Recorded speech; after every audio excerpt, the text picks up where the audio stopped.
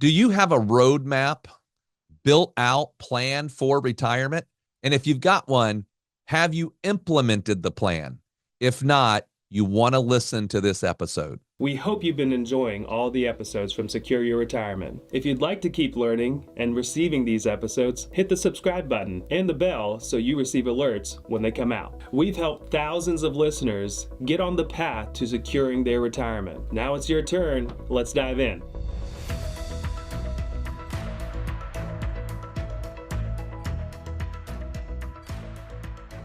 Welcome to Secure Your Retirement Podcast. We are very, very happy to share some information with you today and talk about things that we feel are very, very important. Just so you know, this is part two or step two of what we are talking about, which is our peace of mind pathway. So if you did not hear the last episode and you're just tuning in to us for the first time on this episode, we're going to walk you through what we are calling implementation. And if you don't know what that means, go back and listen to the last episode, and then that'll catch you up, and this episode will make a lot more sense. However, if you did listen to last week's episode, I want to remind you of a few things, just so you've got the picture of where we are right now. We talked about the peace of mind pathway, and in the last episode, we really tried to help you to imagine why you need any kind of thought process around this pathway. We gave you the visual. A pathway is kind of think it, the journey I'm trying to get from where I'm at today, wherever I'm at today, all the way through retirement successfully and without so much stress. And we talked about this idea that sometimes you go down a path, you're trying to go somewhere, you're on a road, you get to an intersection and there's decisions to be made. Do I go to the left? Do I go to the right? Do I go straight? Where am I trying to get to? Do I have enough gas in all essence to get to the end of my destination? Or how do I refuel? Where do I refuel? All those kinds of questions. And that's why we call our process the peace of mind pathway. So this peace of mind pathway, we got to navigate all these different things. In order to get this figured out, there's three major elements of what we walk people through. One is building a roadmap. That's what we talked about for you on the last episode. We said, how do we do it? What does it look like? And we took you through the entire process of building, constructing, strategizing a roadmap. Again, if you did not get that last episode, I encourage you to go back and listen because we covered all the beginnings. So now this is where we left off last time. So here's where we are today. An individual at this point, we know their goals. We know exactly where they're located. We have talked to them about where they want to go. We've talked to them about their dreams. We've talked to them about their family. We've come back together and we have built out a complete roadmap. So they know I can hit all of those goals or I need to make some adjustments, whatever that might be.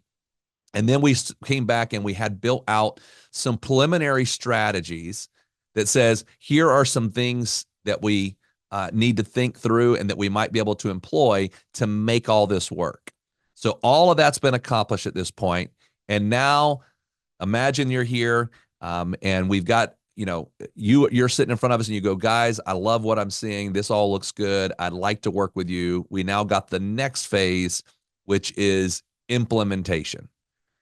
Well, what does implementation look like? What's the process?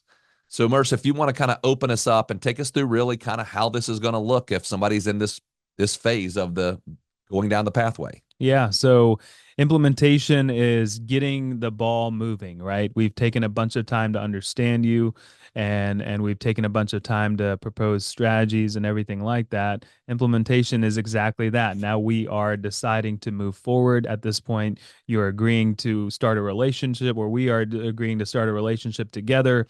And the first step is a transition of assets. Not to immediately go into implementation as far as shifting strategy. The first and most important thing is we have to get assets under our roof, which is really the custodian. I was going to say, just so everybody's clear, it's not our roof. Yeah, not our roof, not peace of mind. So in most cases, advisors are going to use a custodian. So you may be at Fidelity or Vanguard or Morgan Stanley or wherever it is. For the bulk of our assets, we kind of work within Charles Schwab and Fidelity. So depending on what works best for you, we're going to be moving assets to that house, that custodian, not into peace of mind itself. And so once that process happens and we have a team that monitors that entire transition, we know you just made a big decision. We don't take that lightly, and we want to make sure that we pay attention and also keep you in the loop the entire time as this asset transfer is happening. What that truly is we're signing paperwork to open up the accounts. So it could be IRAs, it could be brokerage accounts. And so we're getting assets or accounts open that now we can sign another document to get the transfers happening. A common question on transfers is how is it going to happen? And in most cases, it's in kind. I actually had this question today with a new client that's coming on board. And he said, "Hey, looks like the market's kind of coming back a little bit. I don't want to miss out." Well, the assets are coming over however they are structured in most cases at the other firm. So if you're invested over there, it's all coming over. So you're not missing out. If the market recovers, on the flip side, if the market goes down, you're a part of that too. So it's like you didn't make any changes yet. The assets or the stocks or the funds, however it is, are coming over. Once they come over and now it's under our purview, we can actually see them through our logins to our custodians. Now we're in a place where we really want to kind of get back together and finalize the investment strategy for us to now go and implement. We've had conversations in general about what we think the investment strategy is going to look like. Now that we have it in a place where we can actually see the assets live, up to date, now we can make some final decisions and start filling up those buckets that we talk about, the growth bucket, the stock market, the safety bucket, alternatives, all those different things that are going to make a very well risk designed profile for you. We now have the ability to start, putting that to work and getting things moving for you and going to work for you. But the first step is kind of opening those accounts, getting them transferred over, and that allows us now to bring you back in and finalize the investment strategy, which was really the first step of implementation. Yeah, and then that I just want to reiterate what Marcia said. That is just the beginning. We know that in order for us to be able to make it down the pathway, we've got to have a good investment structure. That's kind of our gas, right? Without the gas, it doesn't matter what all those other things are, to be honest with you. So we got to make sure that we are efficient and that we've got a system in place to continue to feed financially the plan. But the financial part is just one piece. And that's why in this implementation phase, we are going to, year one is going to be a lot. And then it kind of goes into this next phase that we're going to talk about in the next one, which is the nurture. But in the next thing that we're going to do, we're going to tackle most of the time is now I say most of the time because we are going to gauge a couple of these things based on the need. So I'm going to give you a couple of examples. Let's say that a person comes in and we are implementing, we get the investment strategy figured out, and they do not have an estate plan in place. They don't have a will, they don't have a trust, they don't have legal documents. That is always going to take precedent. We're going to tell you that is the next step. So let's pretend that I don't have an estate plan. The very next thing we're going to do in our implementation is we want to help you get your estate plan in place. Now, the nice thing about what we've tried to build here is that that's a part of our system. You don't pay anything extra for that. That's a part of what you get in this relationship. So we're going to immediately set you up so that you can start building that plan. You're going to get that, and it's a very easy process. This is not overly complicated. The next beautiful part of the way we work when it comes to helping our clients build an estate plan is that I tell people you don't have to overthink it, because a lot of times you think if you're working in some venue or some situations, if I don't have this all figured out, they're just going to charge me again and again and again to make tweaks. Not in ours. You get on, you can make it. If you find out 6 months later that you named the wrong person as a beneficiary or as an executor, we can change it. All it's going to require is a new set of signatures and notarization, right? So that's always going to take precedent. Now, the other side of this is my next part could be, which is right there neck and neck. And that's why I said, let's say you've got your estate plan in place. Then the next thing is going to take precedent, which is the tax strategy.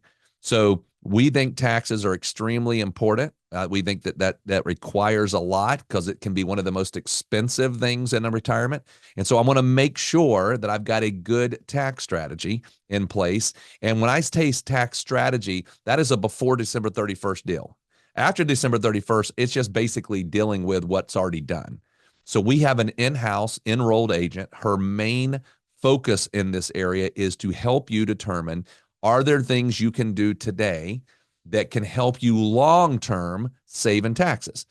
We talk about a couple that Frank and Lily. Frank and Lily came in and we had our tax strategy meeting. We did a simple little process of coming up with a 5-year Roth conversion strategy.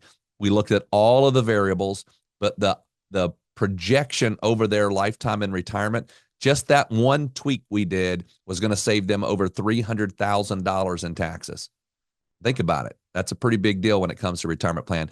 Merce, I'll let you take it from here. What are some other things that we help people with on the tax strategy side in particular? Yeah, on tax strategy and the EA that Raiden mentioned, you've probably heard her on this podcast before. Her name is Taylor Wolverton. She kind of heads up tax strategy for our firm.